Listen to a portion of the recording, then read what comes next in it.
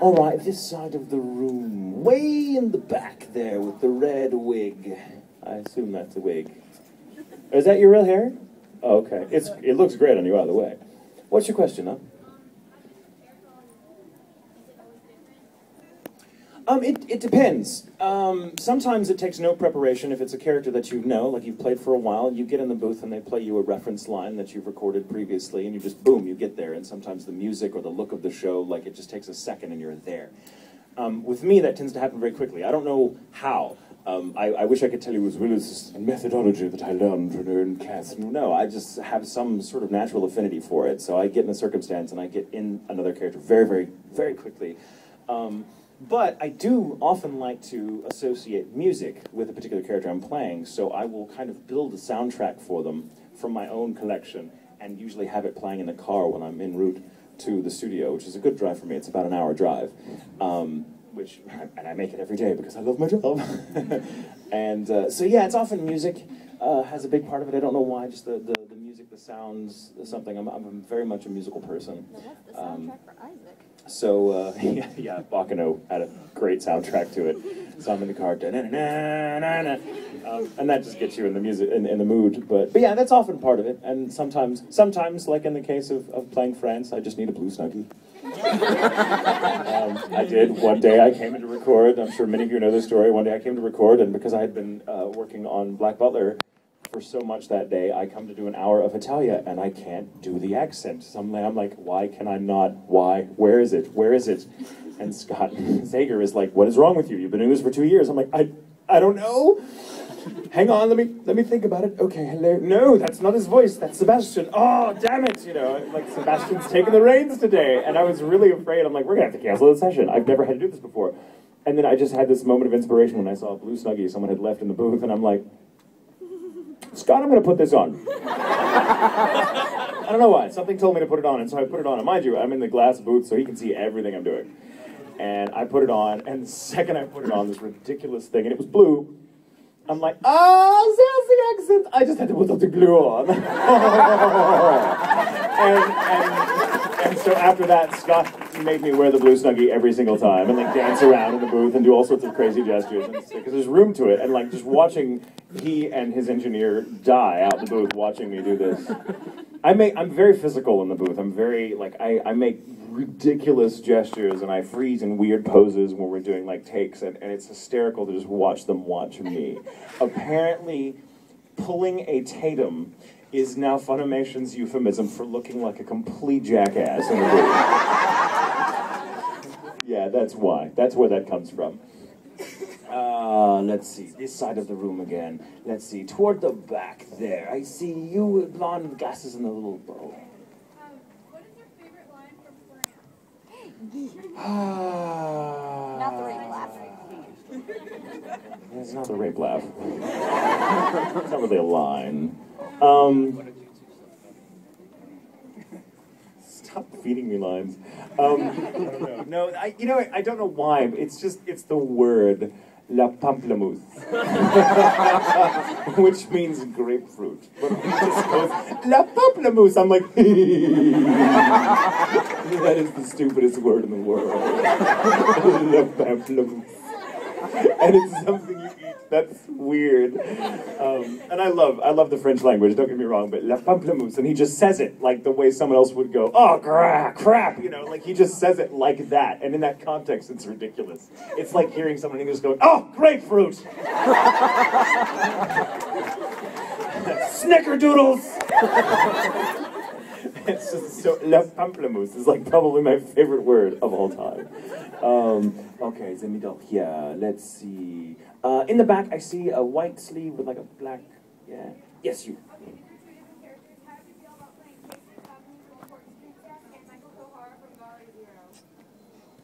What was the second one? Oh, from... Oh, yeah, I forgot about him. Who has like 3 lines and he's naked. Very nice, nice. Oh my god. Okay, well, first of all, playing Casey in Corpse Princess was amazing. I love that role. Has anyone here seen it? I don't want to spoil anything. Yes. Okay, I can't say more. The scene, you know, the scene. about halfway through, you know the scene, right? That I totally cried my eyes out when that happened in the booth. I'm like, I love this character. I loved it. I think it's a really, really fun show, and I had a lot of fun. My good friend Terry Doty directed it, and so we had that just, again, one of those moments in the booth where that scene, when really difficult things are happening, and that character goes through a lot, and that was just like, we're both like, okay, let's do this. And like, it was totally crazy.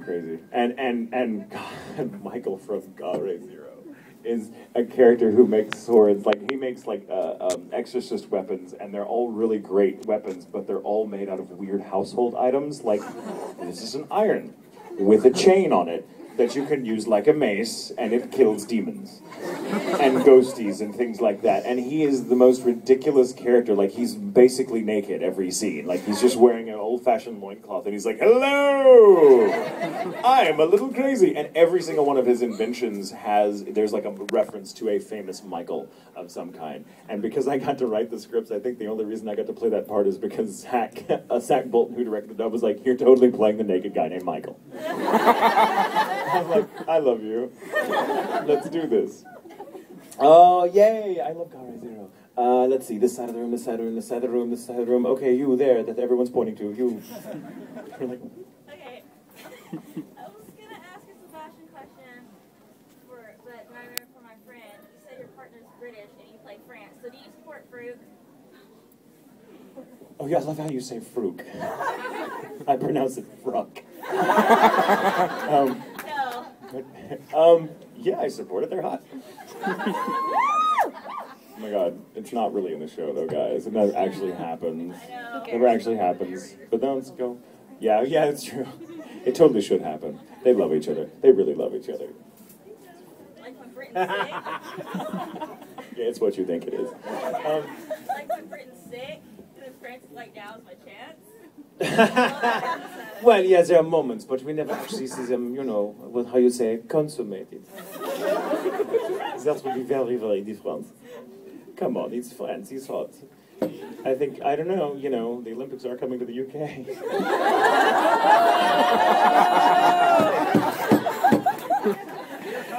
France likes to be naked.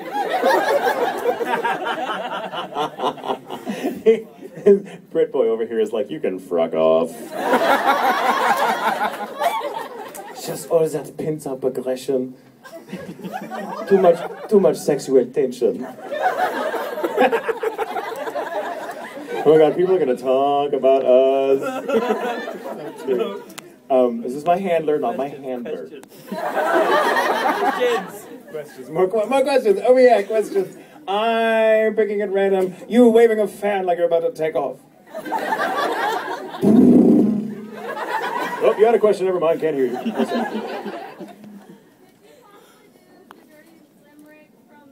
Oh god. Is that an order? Yes. Everyone's like, yes. I don't remember signing contracts with you people. Let's see, how did it go? Hang on, let me think. She has it with her. Oh, no, I know it. I made it up. Well, I didn't make it up, but I'm the one that brought it to the table. I was like, oh, yes. There once was a woman from Q who filled her vagina with glue. She said with a grin, if they pay to get in, they'll pay to get out of it, too.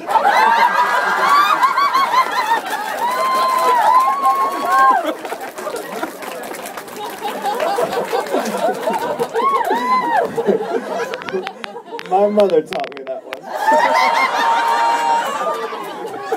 Mainly just to ask me what it meant. She heard it from one of her students. What does that mean? I'm like, Mom, I have no idea.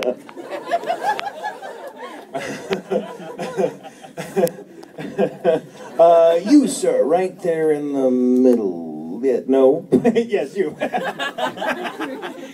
advice would you give aspiring voice actors? Don't do it. Don't. No, I'm kidding. What advice would I give aspiring voice actors? Let's see. It's really hard to sum up in a word, because the thing is, it's such a niche industry. It's really, really difficult to get into, especially voice acting or like dub voice acting for anime is impossible to make a living at because there's simply not enough work. Unfortunately, I don't make my living primarily doing that. I make my living primarily as a writer, and that is fun. And Hello? 10-minute Oh, that's a warning. 10-minute warning. Oh, boo. It was from Summer Wars. Good on you. But I mean, the thing is, the key word in voice acting, as my dear friends the Ayers brothers like to say, is acting. So the first order of business for anyone who wants to aspire to be a voice actor is to be an actor. So, and acting, sadly, is just not the kind of craft you can learn in isolation. You have to go get yourself involved in some way, either whether it's community theater, whether you go to school for it, some way. Get yourself involved, because it's all about dialogue. It's all about reacting and acting and developing a rapport with other people, and so you can't do it alone in front of a mirror, as many people try to, sadly. And the thing is, that's how you build contacts in the industry. And if you want to be an actor, a voice actor, and you want to act, you know, the trick to being employed is to cast your net as widely as possible. So don't say, well, I just want to voice act. Say I want to act, and that means if you get a voice gig, you get a voice gig. If you get a stage gig, you get a stage gig. If you be willing to do all kinds of acting, because that's going to basically improve your shot and your chances. And it's difficult. Like I said, it's very, very difficult. And I don't like to just tell people, like, believe in yourself and have passion and it'll happen, because it's not true. I mean, you should have passion, you should have dreams, and far be it from me to tell you that you shouldn't, but you have to be realistic about it. And if you want to go any sort of creative job, you have to understand those are the jobs everybody wants. They're difficult, they're hard to get into, you have to take a lot of rejection, because acting is about 10, 15 rejections for every one yes you get in the industry, just how it works. There's a lot of people, and they're all really, really good at what they do, and you have to compete with all of them. And every time, even if you want a part, every time you're performing or rehearsing or whatever, every time you're working, you're auditioning. And so to that end, my biggest piece of advice to anyone who wants to get into acting: don't be a douche. Be a nice person.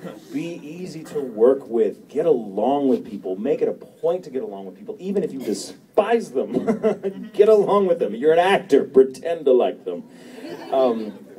And just, you know, go for it. But don't be so tunnel visioned in your pursuit of any particular goal. And this goes for any goal anyone might have. Don't be so adamant about achieving this, that, or the other in your life that if you don't get there, that you won't feel happy. People always say, you know, follow your passion, follow your passion. And while I do believe in that to some extent, I think it's more important just to bring your passion with you so that you can find yourself fulfilled in whatever you happen to end up doing. There may be things out there that you don't even conceive of as something you can do, let alone something you would like. And if you're too focused on this or that goal, you might miss it. So pursue acting, but have an open enough mind that if it doesn't work out, you have a backup plan that can make you just as happy, or several backup plans. And you know, it takes a lot of luck to make it in an industry like this, in any creative industry. It takes a lot of luck, but if I've learned anything, it's that luck does tend to favor the humble. So just don't take yourself too seriously. Don't beat yourself up about it. Learn your craft as you should learn your craft, and